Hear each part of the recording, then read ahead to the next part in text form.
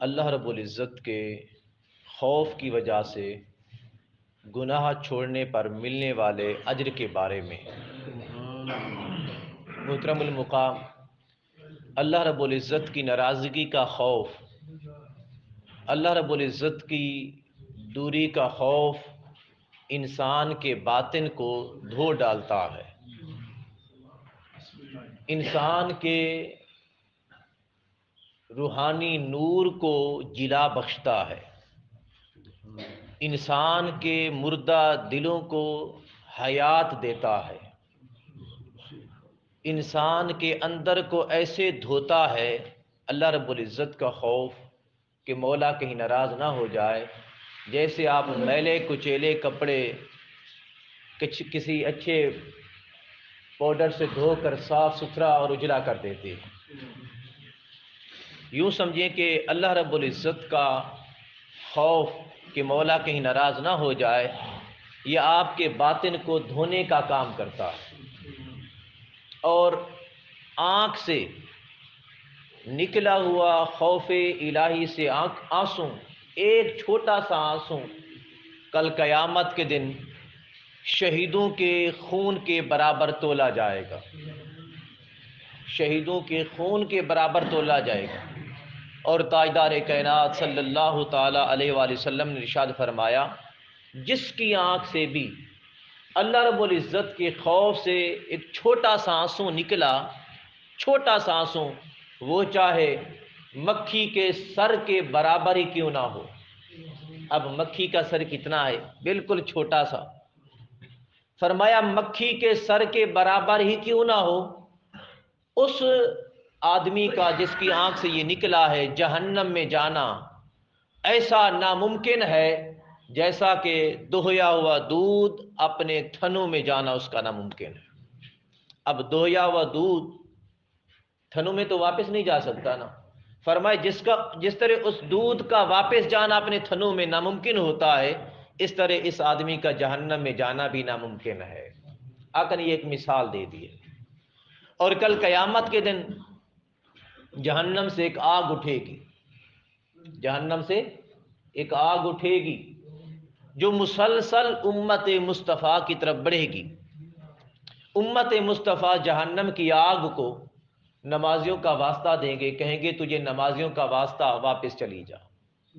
یہ حدیث پاک ہے، نمازیوں کا واسطہ ہوگا پر آگ واپس نہیں جائے گی، روزے داروں کا واسطہ ہوگا، نیک باقی اعمال کرنے والوں کا واسطہ ہوگا، قرآن کی تلاوت کرنے والوں کا واسطہ ہوگا، مختلف اعمال کا اور نیک لوگوں کا واسطہ دیا جائے گا، اے آگ تو واپس چلی جا۔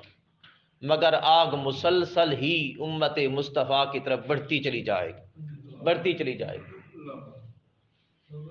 حتیٰ کہ آقا علیہ الصلوۃ والتسلیم بھی تشریف فرما ہوں گے، جبریل امین بڑی جلدی سے، بڑی عجلت سے، یوں سمجھے اگر سادہ انداز میں عرض کروں کہ دوڑتے ہوئے جیسے کوئی آتا ہے نا، اسی انداز میں جبریل امین حضور علیہ الصلوۃ والتسلیم کی بارگاہ میں حاضر ہوں گے اور کہتے ہوئے حاضر ہوں گے کہ آگ امت مصطفیٰ کی طرف بڑھ رہی ہے، آگ امت مصطفیٰ کی طرف بڑھ رہی ہے، آگ امت مصطفیٰ کی طرف بڑھ رہی ہے۔ اسی انداز میں کہتے ہوئے اور جلدی جلدی حضور کی بارگاہ میں حاضر ہوں گے، اور حاضر ہو کر پانی کا ایک پیالہ پیش کریں گے۔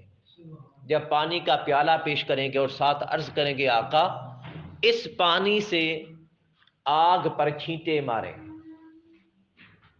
ایک چھوٹا سا پیالہ ہے، جہنم کی اتنی بڑی آگ ہے، اب اس کو کیسے بجھایا جائے؟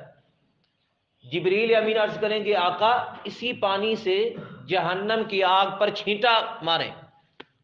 اب آقا علیہ الصلوۃ والتسلیم اسی پیالے میں اپنا ہاتھ ڈبوئیں گے، ڈبو کر بس ایسے چھینٹیں گے آگ پر، آقا کے چھینٹنے کی دیر ہوگی، جہنم کی آگ فوراً بجھ جائے گی، فوراً بجھ جائے گی۔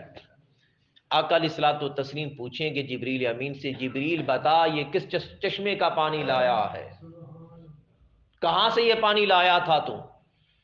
جبریل امین عرض کریں گے آقا یہ آپ کی امت جو اللہ کے خوف کی وجہ سے اپنے گناہوں پر روتی تھی، ان کی آنکھوں سے آنسو ٹپکتے تھے، رب تعالیٰ نے انہی آنسوں کو جمع کر رکھا تھا، یہ آپ کی گناہگار امت کے آنکھوں کے آنسو تھے، جس کی وجہ سے آگ جہنم کی آگ بجھ گئی۔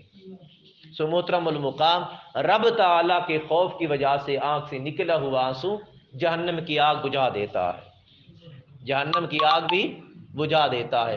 ادھر جہنم کی آگ بجھتی ہے، ادھر من بھی صاف ہوتا ہے، گناہ بھی مٹتے چلے جاتے ہیں، مٹتے چلے جاتے ہیں۔ وہ کفل نامی شخص بنی اسرائیل کا، اس کا واقعہ تو آپ نے کئی بار سن رکھا ہوگا۔ وہ جو بڑا مالدار تھا، رب تعالیٰ اس کو مال و دولت بھی عطا کر رکھا تھا، بڑا مال و دولت۔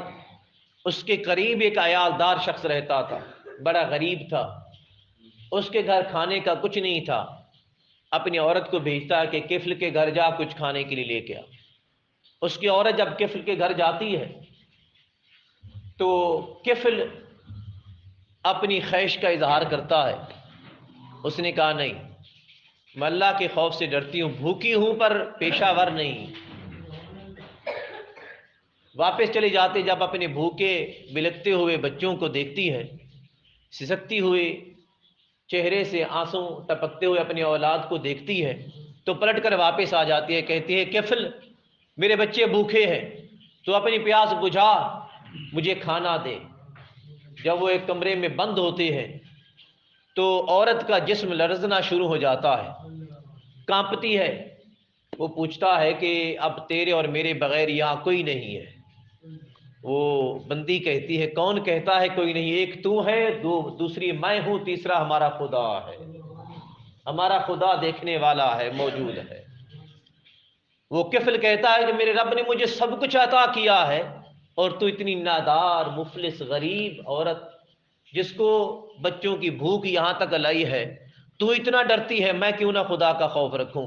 جا، میں نے تجھے سب کچھ دیا اور رب کے لیے معاف بھی کر دیا ہے۔ جب اس کو چھوڑتا ہے، اگلا دن آتا ہے، کفل کی موت وارد ہو جاتی ہے، وہ مر جاتا ہے۔ جب مرتا ہے، وہ مرنے سے پہلے سارے گناہ کرتا تھا، زندگی عیش و عشرت کی گزارتا تھا، شراب خانے میں گزارتا تھا، بد فعلیوں میں گزارتا تھا۔